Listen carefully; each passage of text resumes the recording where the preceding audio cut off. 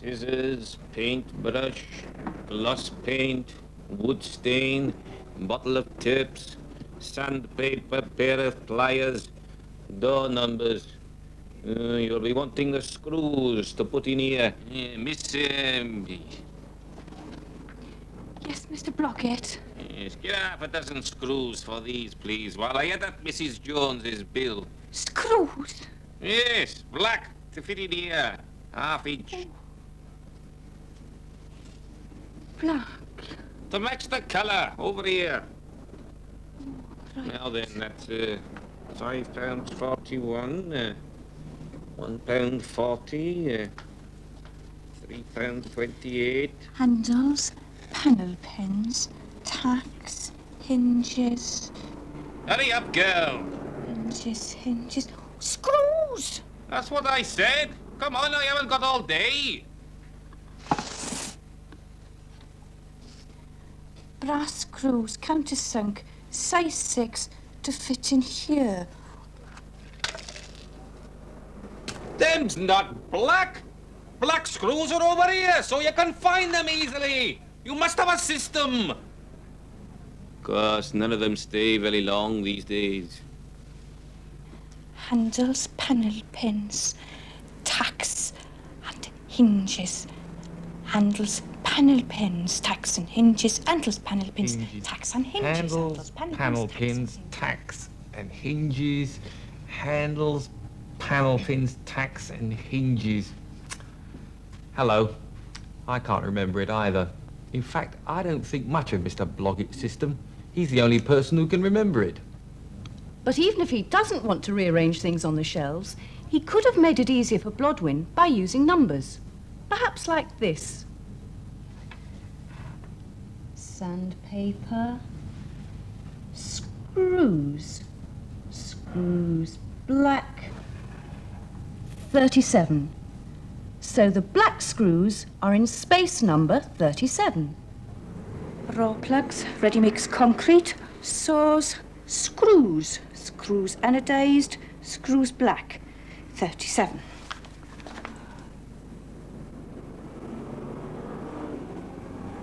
Right.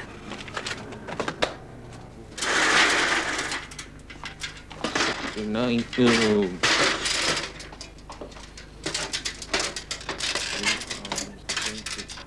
Hurry up, girl. Yes, Mr. Blockett. And then please. Right out. Oh, goodness.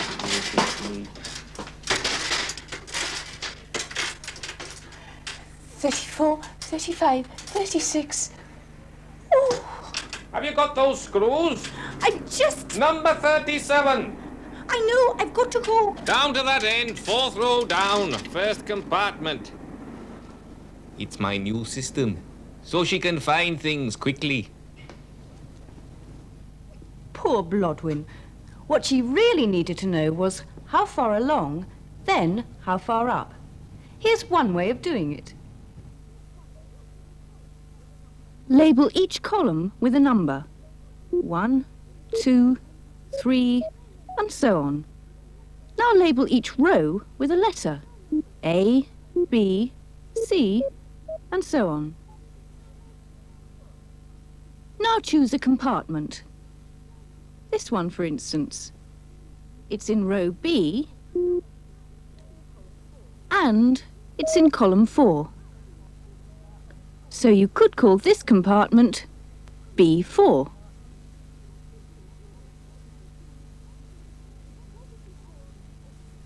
What would you call this compartment? It's in row C, and it's in column 1. This compartment is C1.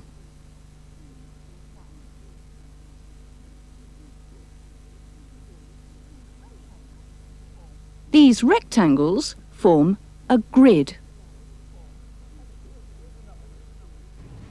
Here's another grid, but these rectangles are a different kind of rectangle.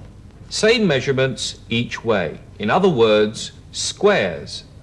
This is a square grid. This particular square grid is for playing chess. And I'm playing against someone in New York. Hello, Mary Lou? Hi there, Roger. I'm moving my pawn, that's the one on E6. The pawn on E6, yeah? I'm moving it to E5. To square E5. Okay. Uh-oh. I'll have to check that one out. I'll call you back, Raj. Because each of us is using the same system, it works. But suppose instead that I labelled the rows with letters and the columns with numbers.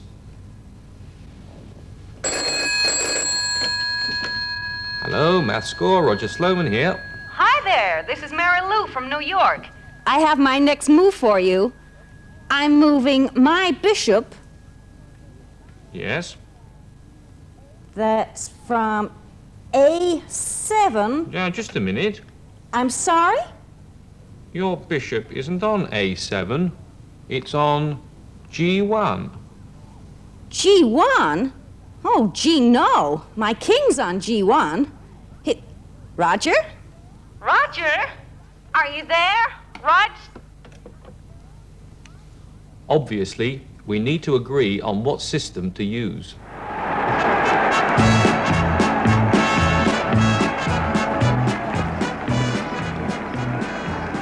My team's playing here today, and I've managed to get a ticket. West Stand, Block S. Block S.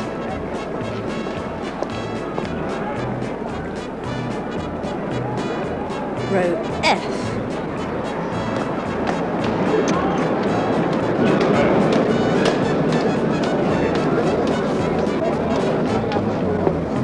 Seat 151. 153, 152, 151. This ticket pinpoints exactly how far along I've come and how far down. Should be a good match.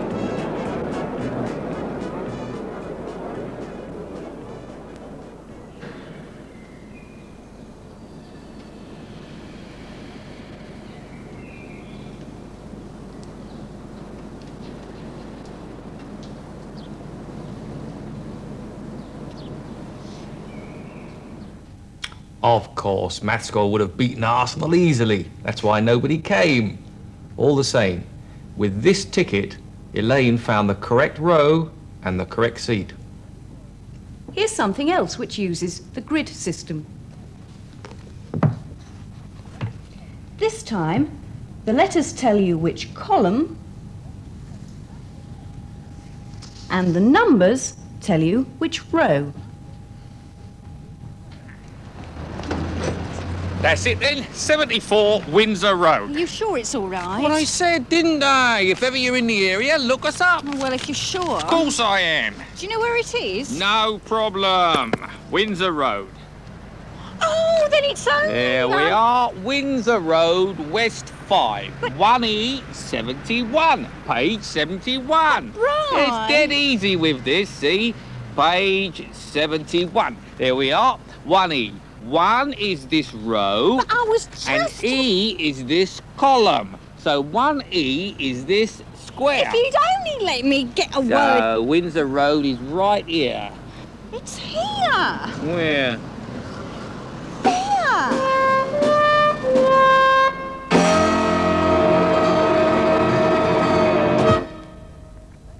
On that grid, the letters went from left to right and the numbers went down the page. On this grid, the numbers go up. I'm standing in column C. I'm in row 2, so I'm in square C2.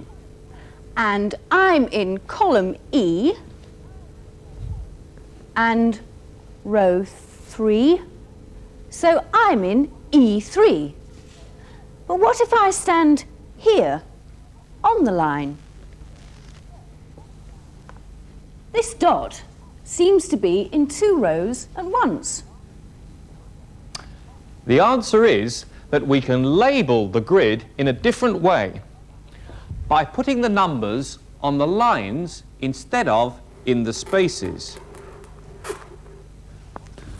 Now, counting from the bottom of the grid, the dot is 1, 2, 3 steps up.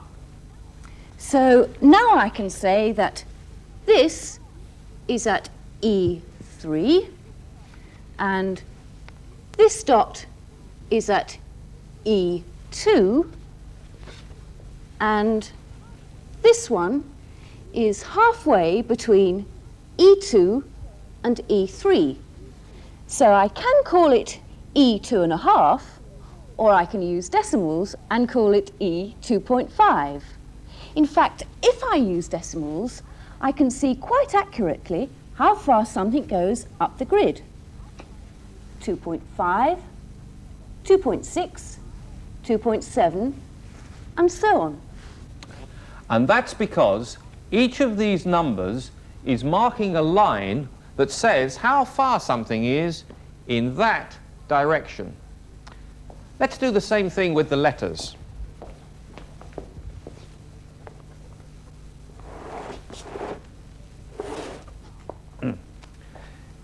Now, what would you call this point? This way, it's on line C. This way, it's on line 1. So I can call it C1. This is C2. This is C1.5, and so on. But there's a problem. This is C2, and this is D2. But what do we call this position? There isn't a letter between C and D, so we have to use numbers.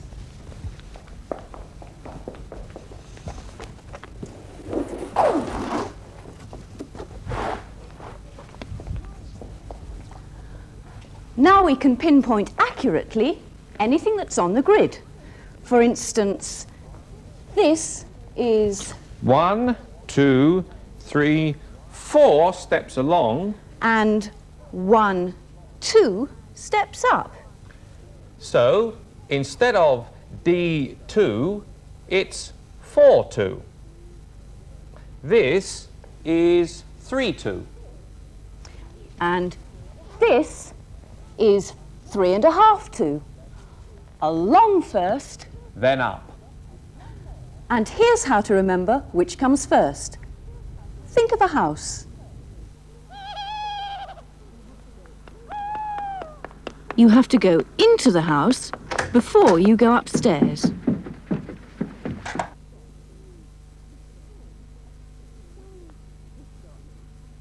Where is this dot? Here's a grid. First, how far to the right? Start at the left-hand edge. That's 0. Now go along. 1, 2, 3, 4. Our dot is 4 steps to the right. Now, how far up? Start at the bottom edge, that's 0, count upwards. 1, 2, 3. The dot is 3 steps upwards. To reach the dot, we went along 4 steps, then up 3 steps. 4, then 3. 4, 3. That's the name for this point. we put brackets round it. 4, 3. Here's another point. 2 along, 5 up. 2, 5. What about this one? 5 along, 2 up. 5, 2. Not the same point as 2, 5. Along first, then up.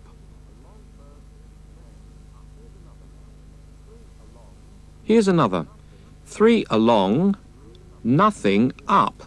3, 0. And this one? Nothing along and 2 up. 0, 2. Each point has a pair of numbers to say where it is. It's coordinates. The first coordinate says how far along the point is. The second coordinate says how far up it is.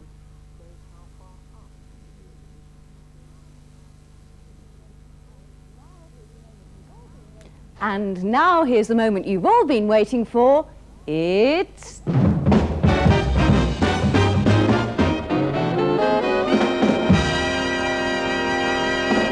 quiz time.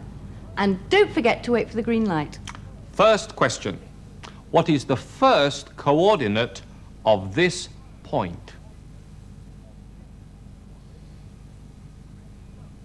Ready, go.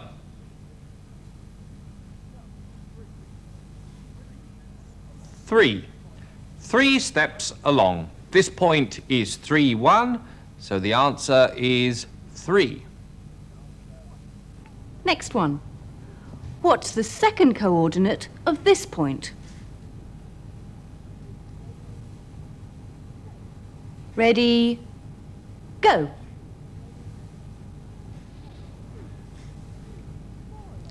2. 4 along, then 2 steps up.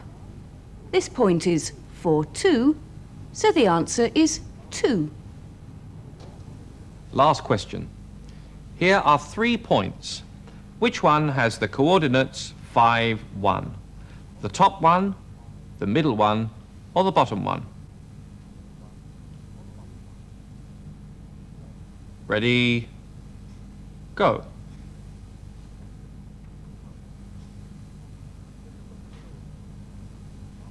We'll look at them in order. The top one is 1 along and 5 up. So it's 1, 5. The middle one is 3 along and 3 up, so it's 3, 3. The bottom one is 5 along and 1 up, so it's 5, 1. The answer is the bottom one.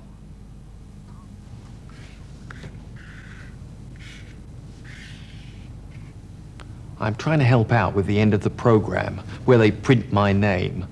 I need an L, an M, and an A. What's all this?